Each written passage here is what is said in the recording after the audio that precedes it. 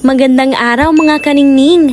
Ako na naman po si Madam Ningning at handa na naman ako maghatid sa inyo ng isang kwento na tsak ay magbibigay liwanag at magpapalawak ng inyong kaalaman. Ngayon, pag-uusapan natin ang isang issue na patuloy na nagpapagulo sa social media, ang TikTok ban sa US. Alam niyo ba na ang TikTok, isang app na sobrang sikat na sa buong mundo, ay nahaharap sa malaking banta na maban sa United States? Pero bakit nga ba ito nangyayari? At paano ito makakaapekto sa milyon-milyong mga users, lalo na sa mga content creators?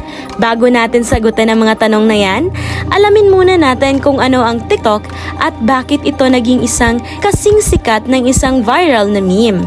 Ang TikTok ay isang social media platform kung saan ang mga tao ay nakakapag-share ng mga maiikling videos, mga dance challenges, funny skits, tips at kung ano-ano pa. Kaya't hindi na nakakapagtaka kung bakit marami sa atin, pati na rin ang mga celebrities ang nahulog sa TikTok trap. Mga kaningning, sa kabila ng pagiging popular ng TikTok, may mga isyong politikal na bumabalot dito. Kung hindi nyo pa naririnig, may mga balita na nagsasabi na posibleng iban ang app na ito sa US. Oo, tama ang narinig nyo. Baka mawala na tayo ng TikTok. Bakit nga ba? Well, ang dahilan ay ang mga concerns ng gobyerno ng US tungkol sa seguridad ng datos. Ayon sa kanila, ang TikTok ay pag-aari ng isang Chinese company na tinatawag na ByteDance. Natatakot sila na ginagamit ang app para mangalap ng personal na information ng mga users at may connection daw ito sa gobyerno ng China. Dahil dito, nagsimula na ang mga investigasyon at naglabas na ng mga patakaran ang mga government officials sa US na nagsasabing kung hindi magiging transparent ang TikTok tungkol sa kanilang mga operasyon at paggamit ng data, posibleng magtulungan sila para iba ng app sa buong bansa. Ang mga security experts naman ay nagpahayag ng kanilang opinyon na maaaring walang sapat na ebidensya na magpapatunay na ginagamit talaga ang TikTok sa pag-spy ng mga users. Pero dahil sa mga tension sa pagitan ng US at China, hindi ito maiiwasan. Pero teka, hindi lang mga government officials ang naapektuhan dito, pati ang mga content creators at influencers na umaasa sa TikTok bilang kanilang pangunahing platform. Tsak ay apektado kung matuloy ang ban. Imagine nyo na lang isang buong generation na nakasanayan ng TikTok.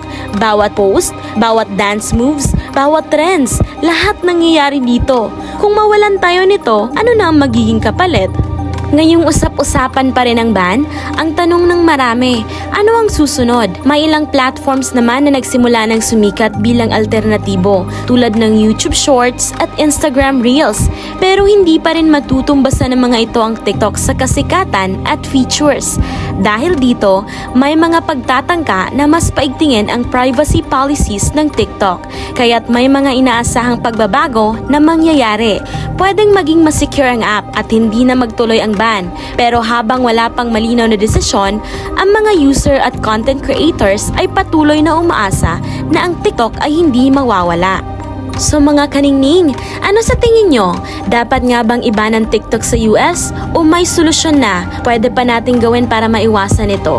I-comment nyo na sa baba ang inyong opinion at huwag kalimutang mag-share ng video na ito sa mga kaibigan nyo para mas marami pa ang makarinig tungkol dito. Iyan ang kwento ng TikTok ban sa US. Hindi natin alam kung ano ang mangyari sa susunod na linggo o buwan.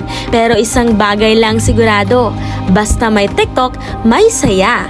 Salamat sa inyong oras mga kaningning. Kung gusto nyo pa ng mga ganitong updates, huwag kalimutang mag-follow at mag-subscribe. Hanggang sa susunod na video mga kaningning. Salamat sa panonood at mag-ingat tayong lahat. Bye-bye!